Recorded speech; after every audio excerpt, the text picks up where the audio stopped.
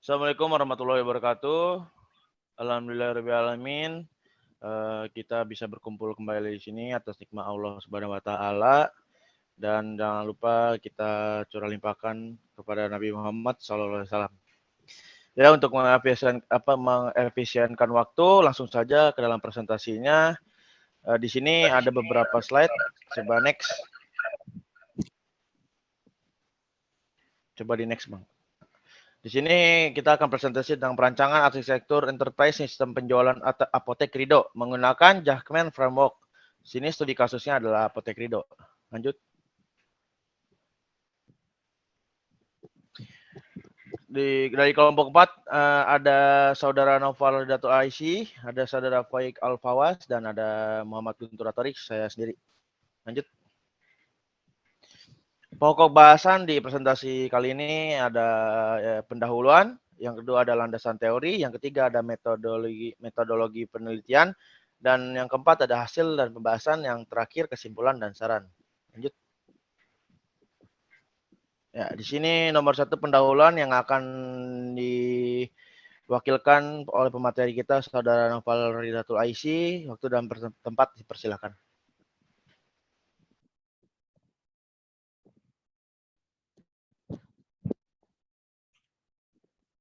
Baik, terima kasih kepada moderator.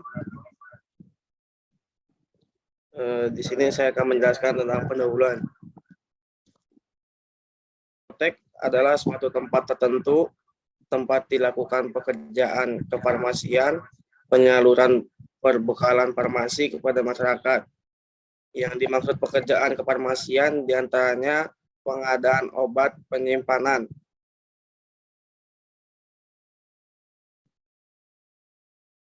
obat, pembuatan, sediaan obat, peracikan, penyaluran, dan penyerahan perbekalan farmasi, serta memberikan informasi kepada masyarakat mengenai perbekalan kefarmasian yang terdiri dari obat, bahan obat, obat tradisional, alat kesehatan, dan kosmetik.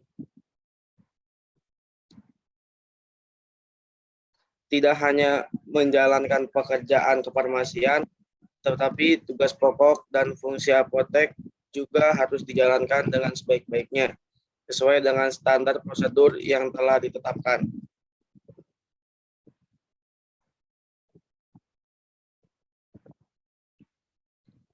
Dua, landasan teori.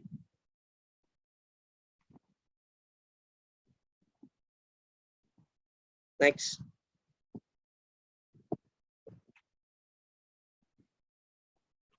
Di landasan teori ini, yaitu yang pertama apotek.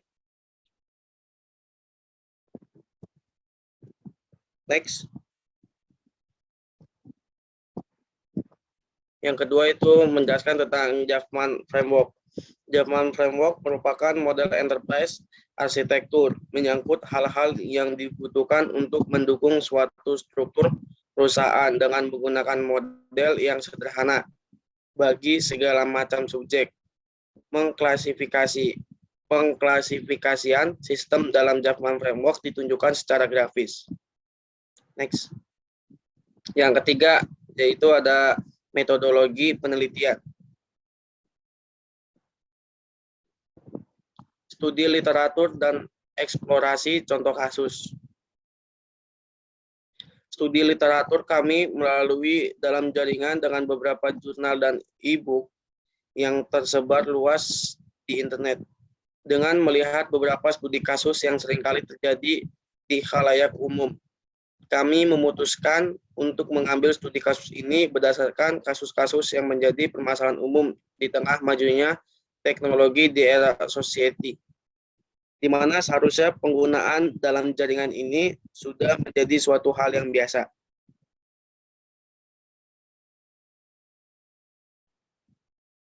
Yang kedua, yaitu pengumpulan data. Pengumpulan data itu terdiri dari wawancara. Pada tahap pengumpulan data, langkah pertama yang dilakukan adalah melakukan wawancara dengan ketua apotek Rido. Yang kedua ada analisis dokumen. Pada tahap ini dilakukan analisis pada dokumen apotek Rido.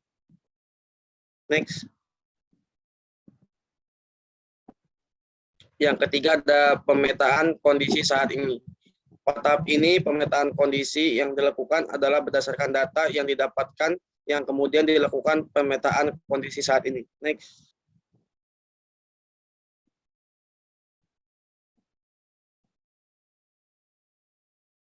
Next.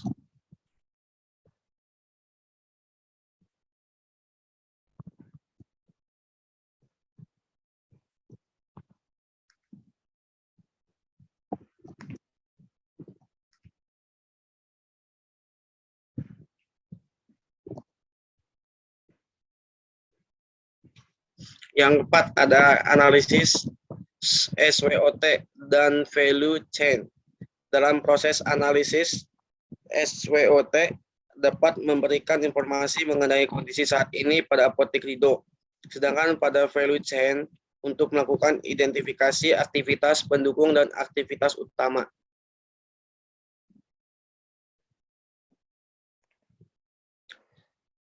Selanjutnya yaitu yang kelima, perancangan arsitektur enterprise menggunakan metode Japan Framework.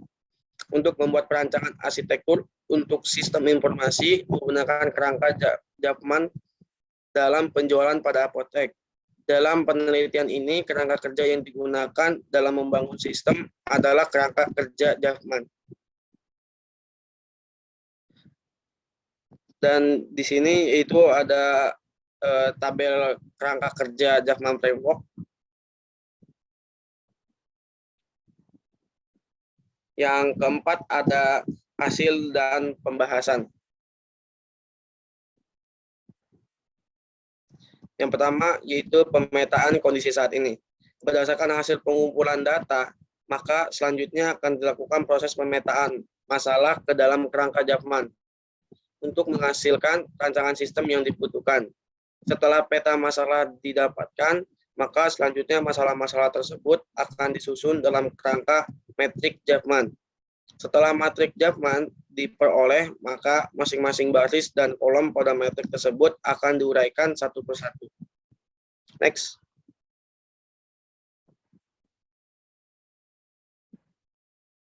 Yang kedua, Japman Framework. Perspektif planner. Pada sudut pandang ini, membahas mengenai model logik berdasar beserta kebutuhannya terhadap sistem informasi sebagai bentuk dasar dari rancangan sistem yang nantinya akan berjalan. Arsitektur data, perspektif, desain untuk arsitektur data dari sistem informasi, pengolahan data, administrasi pasien atau pembeli dapat dilihat dalam perancangan Entity Relationship Diagram atau ERD. Next. Perspektif planner. Activity diagram perspektif desain untuk alur dari sistem yang diusulkan dapat dilihat dalam activity diagram menunjukkan alur dari sistem informasi yang dibuat. Alur sistem dirancang dalam activity diagram yang terdiri dari 5 aktivitas yang saling berhubungan.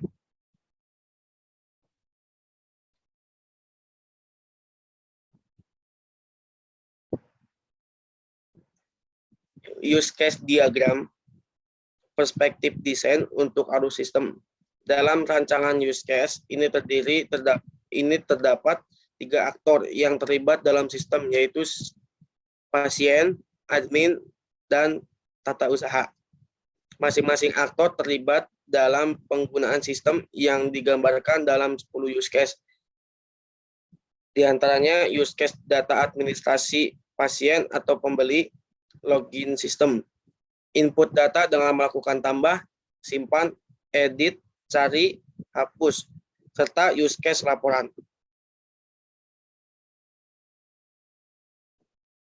Next. Perspektif planner. Yang keempat itu ada struktur organisasi perspektif. Desainer adalah sebuah susunan admin yang bertugas di apotek tersebut, mulai dari kepala apotek hingga mencapai ke pasien sebagai konsumen dari perancangan sistem informasi ini. Dan contohnya itu ada di sebelah kanan.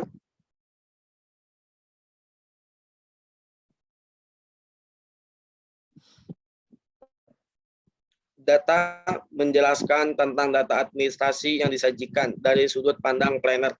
Dari analisis atau data tersebut terdiri dari data penerimaan pasien, data identitas pasien, dan data administrasi pasien. Dan contohnya itu ada di tabel di sebelah kanan. Next. Fungsi menjelaskan tentang proses dari pengolahan data administrasi pasien pada apotek, mulai dari proses pembayaran barang oleh pasien atau pembeli di apotek tersebut, dan diakhiri dengan masuknya laporan keuangan ke bagian keuangan apotek dan admin yang bekerja di apotek tersebut. Dan di sini contohnya itu ada di sebelah kanan.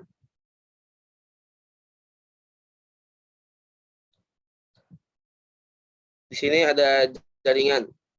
Jaringan itu menjelaskan jaringan internet yang digunakan di apotek.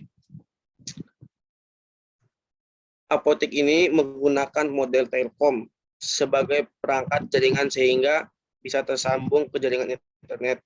Lalu dibutuhkan akses supaya bisa melalui firewall sebagai penghalang agar pihak asing tidak dapat mengakses data pada perangkat. Selanjutnya ada router sebagai penghubung agar beberapa perangkat lainnya dapat menggunakan jaringan internet yang sama. Lalu ada switch sebagai penghubung antara beberapa perangkat ke dalam sebuah jaringan komputer yang memungkinkan pengguna bertukar data dan informasi. Dan contoh kerangkanya yaitu ada di sebelah kanan. Orang atau aktor menjelaskan tentang sumber daya manusia yang berperan penting dalam proses pengolahan data administrasi pasien, sekaligus memberikan deskripsi mengenai apa saja hak mereka atas website yang kami rancang pada apotek, yaitu admin, tata usaha, dan pasien. Dan contohnya itu ada di bawah, tabel bawah. Next. Ya, saya kembalikan kepada moderator. Terima kasih.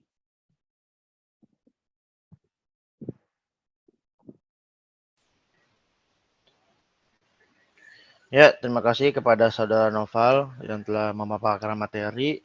Selanjutnya kesimpulan dan saran. Next.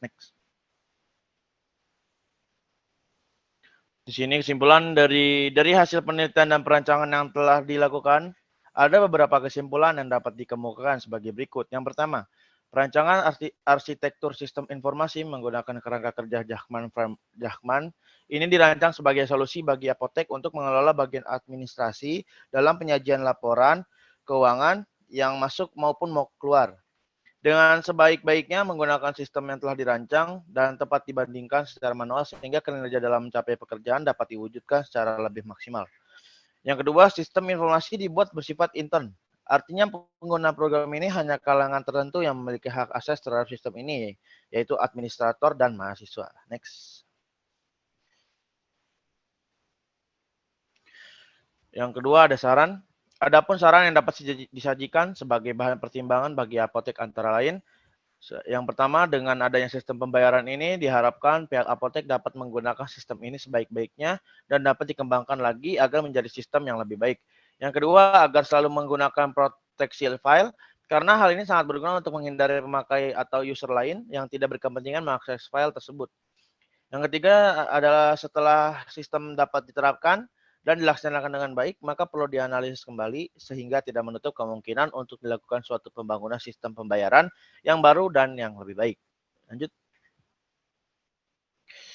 Ya, lanjut. Terima kasih. Mungkin sampai sini saja presentasi dari kelompok kami. Kurang lebihnya mohon dimaafkan karena kami juga masih belajar. Ya, terima kasih. Wassalamualaikum warahmatullahi wabarakatuh.